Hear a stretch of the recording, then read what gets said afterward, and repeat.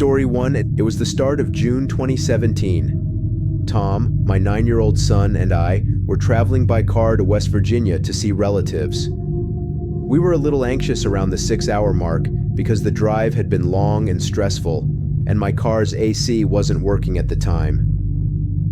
By nightfall, we were still traveling because we had left later in the day.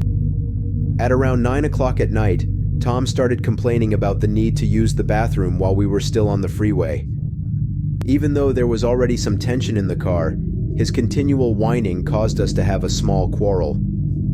It was private information that I would rather not post online. I finally noticed a blue sign for a rest facility zooming by us on the freeway, so I took a detour into it. It was a modest structure with a few benches, a handful of vending machines, and 2 facilities. And that was all. The only other vehicles parked close by were large white pickup trucks.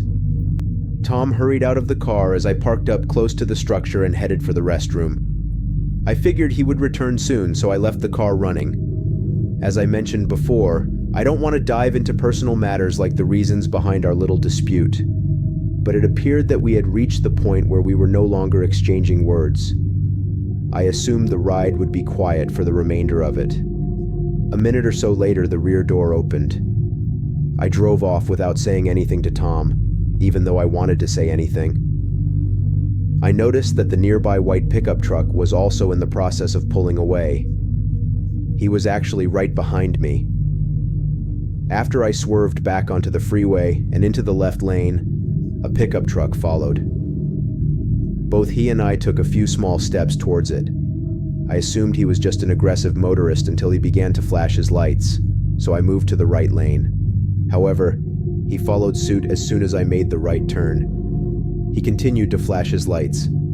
I entered the right lane and reduced my speed. He increased his speed while staying in the middle lane, and as soon as he reached me, he decelerated and rolled down his window. When I followed suit, he began yelling at me while gesturing to my car. At first, he seemed like a dodgy, creepy guy. He motioned for me to pull over to the side because I couldn't understand a word he was saying. I told Tom not to worry. I was telling myself that if this guy tried anything funny, I would floor him. The man got out of the pickup and ran to my car, which was driving up behind me on the lawn. Heart pounding, I put the car back in gear, preparing to go, but he cried, "Wait! That's not your kid," he stated as he approached my window, gesturing to the back seat. While he was saying this, I asked, "What?" in confusion. He said, "That's not your kid that got in your car." Abruptly, the rear right side door opened, and I turned to find someone, not my son Tom, stepping out of my vehicle.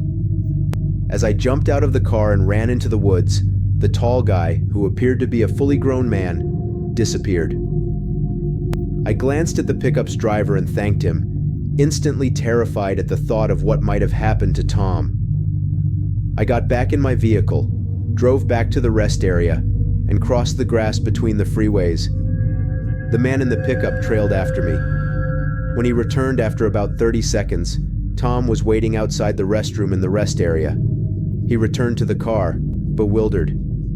Both the pickup driver and I were practically out of breath when we recounted everything to him. Before he drove back to the location where he had been sitting, I gave the man one last thank you. I was upset that we were getting along again, but Tom was really interested in what had happened. We talked the entire trip, and as soon as we got there, we told our relatives about it. I was never even able to glimpse the identity of the person who climbed into my automobile. To be honest, I'm not sure what would have happened if I had looked back to see them, so perhaps I should be glad I never did. Story 2. Recently, my girlfriend and I went on a road trip to California. The mannerism was entirely typical. We departed from our house early in the morning and arrived at the motel by dusk. However, we departed in the middle of the day and spent much of the ride home in the dark. It took roughly 10 hours to complete the journey, excluding breaks for meals. After about 3 hours of driving, we stopped for meals for the first time, and then again much later in the night. Around 12:30 p.m., We exited the expressway and headed to the closest Wendy's for dinner. And with that, we were back on the freeway.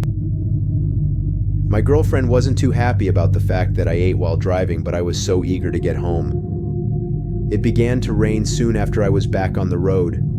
My girlfriend made me stop because she didn't want me to drive in the bad weather while eating. As soon as I shifted to the side, it began to rain. After I completed my meal, there was a loud noise coming from the window. I initially thought it was just storm noises, but when I turned to look out the window to my left, I noticed a figure blocking 90% of the sound and my girlfriend's scream. I almost suffered a heart attack. It was raining so hard that I didn't want to roll down the window, but I couldn't hear what the person was saying over the sound of the downpour beating on the car. I let a little door open and called out to the individual, who was a woman. She looked fearful and disheveled, already drenched in sweat. She made a ride request. With these circumstances, what was I supposed to do? Tell her no? She should go sit in the back seat, I said. My partner looked at me. It was, I can't quite put my finger on it, a look like, why the hell did you let her in? When I asked the woman where she was going, she remained silent. As a result, I noticed that my girlfriend was staring at me again. Assuming she hadn't heard me, I ignored her and spun to face the woman in the rear seat. Her icy, hostile gaze actually aimed at me, despite the eerie atmosphere. It was a blank, neutral face, I suppose, but there was something off-putting about it. She just shrugged her shoulders and walked away when I asked the same question again. My girlfriend was staring at me again when I turned to look at her. I genuinely announced that I would be leaving the woman behind in the next town. I believe I was making this declaration to both the woman and my girlfriend. The woman seated behind me abruptly put her arms around my throat as we turned back onto the desolate highway, and there was an ear-piercing shriek from just behind me. Gasping for air, I slammed on the brakes and nearly skidded into the divider. My girlfriend, using her long nails, scratched at the woman's face. The woman's screams shifted from being irrational and furious to ones filled with anguish and misery. She had her hands pressed to her face and was bleeding when I got out of the car. I then opened the rear door, grabbed her with both hands, and pushed her outside the car into the rain. I looked down at her and she began to beg. Please, please, over and over, but that was all she said. She continued to cry and scream. Please. Disregarding her, I returned to my car and secured it. As soon as I put the car in gear, the woman started screaming again and began to bang on the glass. Her shouts once again resembled those of a crazy prisoner in a mental asylum. I slunk off in my car. At least as far as I knew, she posed no threat anymore. My partner called the police right away to alert them to a strange and disturbed woman who was hanging around the roadway. We left without stopping and returned home immediately, clearly a little disturbed. However, I didn't want to spend any more time thinking about that particular episode. Story 3. 2010 was the year. I was traveling to Georgia in my Ford F-150 from my Pennsylvania residence. I was going to spend the week with family in the Georgian countryside.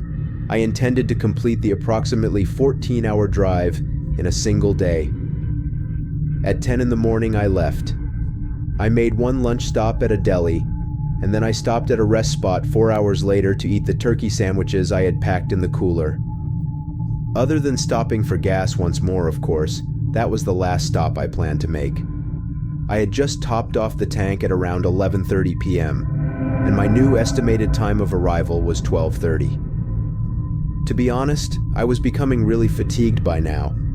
For some reason, I never considered getting coffee at the petrol station. I thought the route the GPS was leading me from the gas station was a little strange. It was merely taking me down some dirt track side roads in the country. I was no longer on the freeway. Because of my truck's high vantage point, I was able to see everything, and adding a light bar helped to make these dark roads much more visible. I knew I shouldn't have been driving at all because I was so exhausted, but I had to drive because my cousin's house was so close. At a stop sign, I turned left onto an even quieter lane, leaving behind a quieter road. That being said, this road had a 45 mm speed limit, which was excellent. On either side of this road, there were only trees. There were no houses or other structures of any type. I was speeding along this road at around 55 to 60 miles per hour because it didn't seem like there would be any other cars on it at this time of day. Abruptly, I noticed four bright things approaching quickly on the road in front of me. I slammed on the brakes and realized what they were as I approached.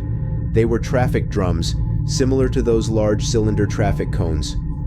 Before I crashed into the drums, my truck was able to stop.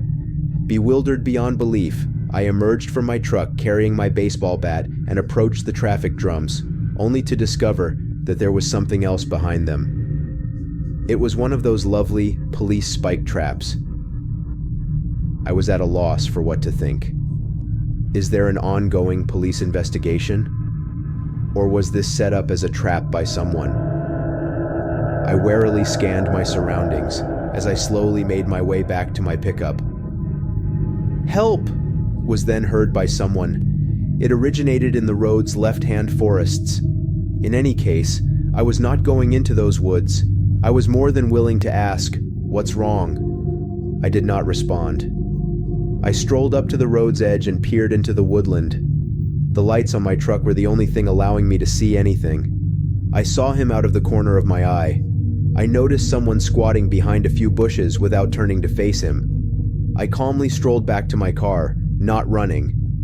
As soon as I entered and closed the door, I noticed two figures approaching my truck from the side of the road near the tree sedge.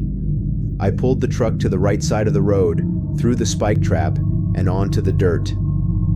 Though I doubt they expected me to turn back, I noticed three figures, at least in the rearview mirror, briefly illuminated by my truck's taillights, as they stood by the traffic drums. They vanished a few seconds later, out of my sight and out of my existence altogether. I never would have imagined that I would experience something like this. Still, I'm relieved that I survived. I really hope you liked this tale. I am thrilled to share these stories with you. Share this video with others so that we can keep growing and more stories can reach more people. Kindly provide your thoughts and experiences in the comments section. It will aid in my further development.